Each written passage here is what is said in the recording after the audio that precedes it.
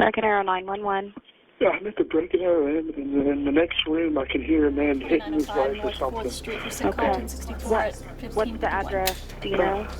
I don't know. Or what room number are you in? And we're still getting further. Gray short. He still has the knife. When I first got in the business, we didn't talk much about victims. We talked a lot about bad guys, about interviewing bad guys, chasing bad guys. We understood one side of the coin really well, which was the enforcement side, but we didn't really understand the service side of it, particularly regarding our crime victims.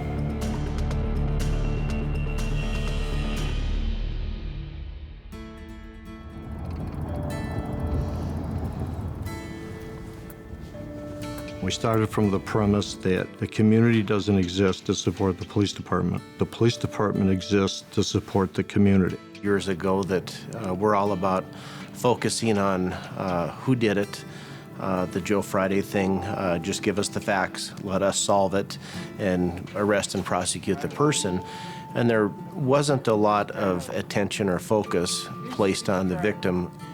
It can be devastating to a person to have their home burglarized or their car broken into, to have their privacy and sense of security invaded. We're in the business to put crooks in jail, but we can't do that without the community's participation and help. The biggest part of the community we deal with are victims of crime. 912 South Elsh Avenue. Advising a male subject is a woman that lives here. He has a knife in his hands now.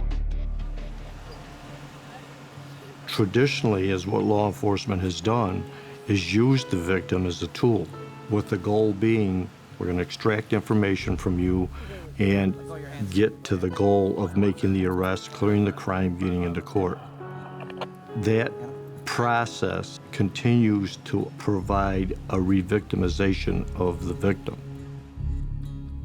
The interesting thing about this program and the enhancement through IACP has been that it doesn't matter where you are geographically or how large your agency is and your geographical area of where your agency serves, these programs will work.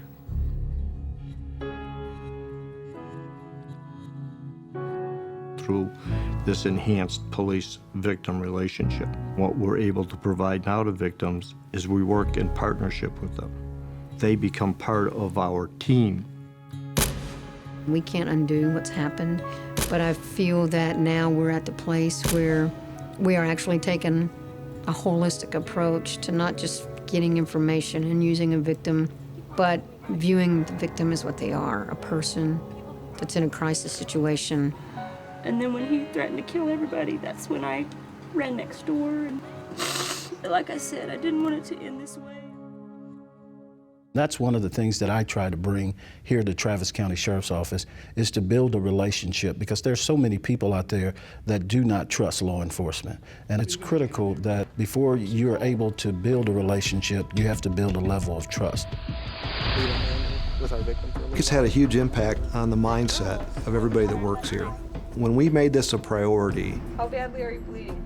Everybody from our telecommunicators who work in dispatch, Stay on the line with me until the police officers arrive, okay? to the first responders, to detectives, to our victims advocates, they all started thinking about this in a new way. We've seen an increase in our case closure rates over the last several years. Right now they're up over 80% and have consistently been there. Usually they were 50 to 60%.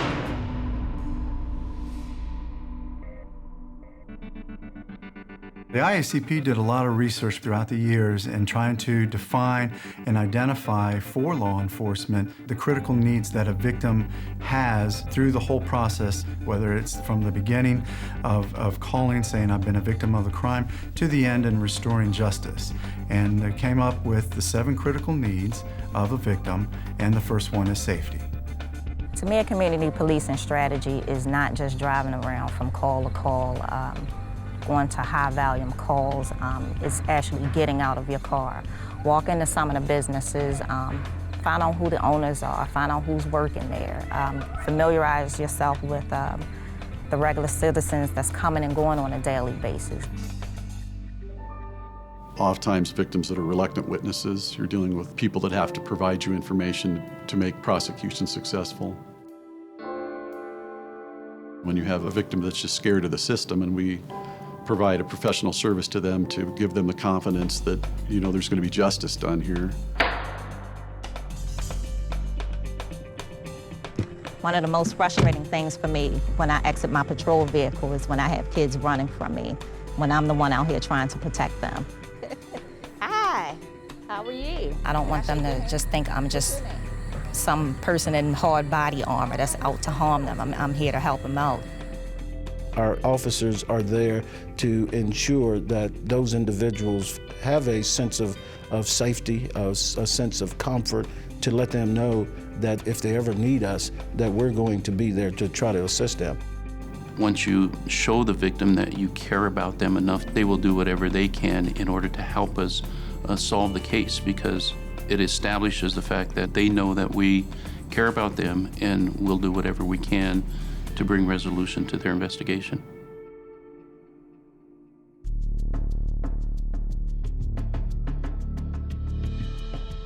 I was assigned to the investigations unit, and I was called to respond to the hospital for a victim of a sexual assault. As an officer, you have to be patient with the victim, but at the same time, you have to also realize you have a goal. You have to get information, very personal information for the case, because ultimately, in the end, in the back of your head, you want to get the offender. My husband at the time actually raped me, and he kept me entrapped in the house. I wanted Vicki to make sure that she felt safe and that she had options, that she had the support of the police department. She was very comforting. If you needed something, they were there, but they also gave you your space. Staying in communication with her and talking with her and showing her respect and just listening to her, I think makes a big difference with victims. I actually do feel that I would not prosecute it had they not been this way in the beginning.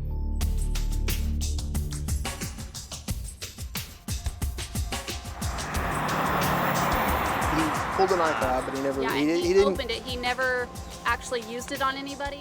Knowledge is power, so if we can take away a lot of the unknown and the fear, when we can answer those questions and give them a little bit more knowledge, then it kind of empowers the victim to get through this process and to be successful.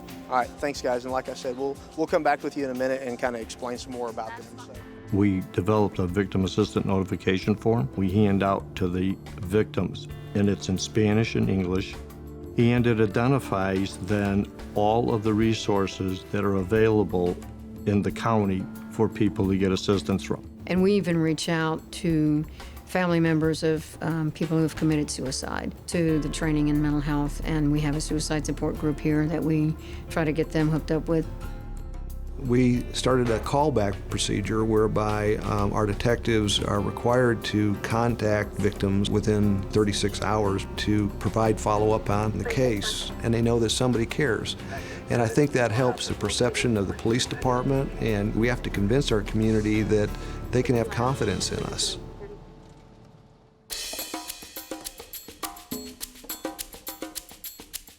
We have a pretty big Spanish-speaking population in town, and I'm the only Spanish-speaking officer in the department. They come in and ask for me personally a lot, or I have to assist with interviews and stuff. It puts them a lot more at ease.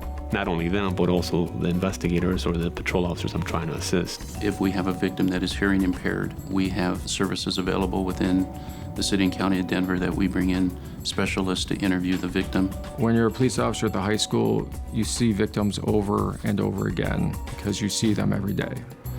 And to offer them assistance and to know that they're getting the help and for them to know that there's somebody there on their side is huge.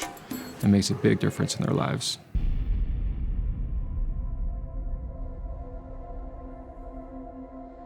In this one particular case, this woman was not very cooperative, so I just told her, I believe you're in danger. I believe what you said is true, and I believe that I can help you. If you change your mind and you want assistance, please give me a call. 2 weeks later, she calls me and says, I'm ready to talk to you. We brought her in. We did the interview. She was actually strangled 3 times that night to the point that she was left unconscious. She provided me with photographs that she took of herself, which was phenomenal evidence. I think I established a relationship with her that I'm here to fight with you, and she stuck with it. He has a felony conviction. She was able to get a conviction and a bad guy.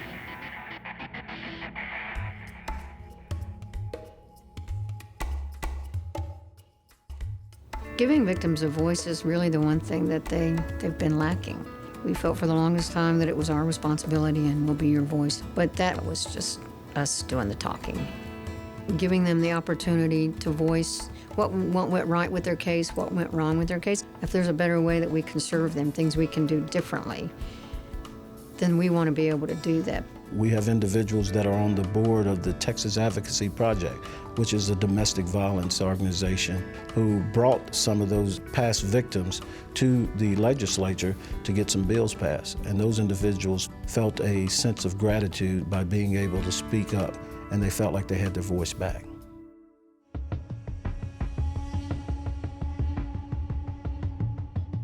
We had a case that involved the kidnapping and abduction of a 5-year-old girl. She went and knocked on the first door she could find, and they see this little girl naked and bleeding, and they're freaking out, so they call. And once we had a composite sketch, every cop in a 5-state area was looking for this guy. And it looked like the case was gonna grow cold. Finally, after 3 years, we were able to find the perpetrator.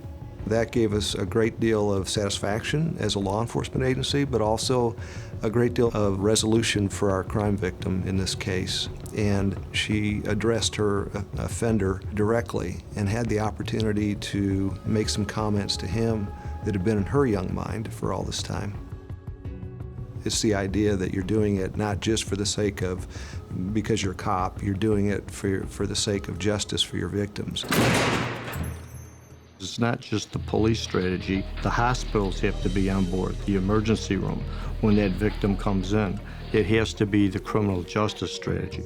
As they start to move up to the next level of this with the state's attorney's office, they have to be on the same page and understand that notifications have to be in place. We have to be a team. We have to partner. Serving victims is not only the right thing to do.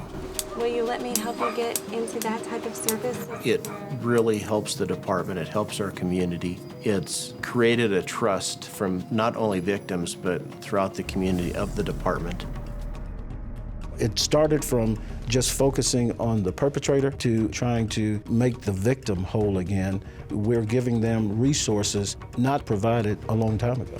When you do a good job for a crime victim, you're not just doing a good job for that person, you're doing a good job for their family members, for their co-workers, for their neighbors, for everybody that person knows. That good deed that you do is multiplied many times in the community. At the end of the day, we both want the same thing. We want justice. If we work together, that I believe should be our ultimate goal, not just prosecution, but restoration. It's changing a philosophy. We're changing how we do business. The results and the outcomes are going to be consistent and they're going to be beneficial. And that's what we have found has happened as we've gone through this enhanced police-victim relationship.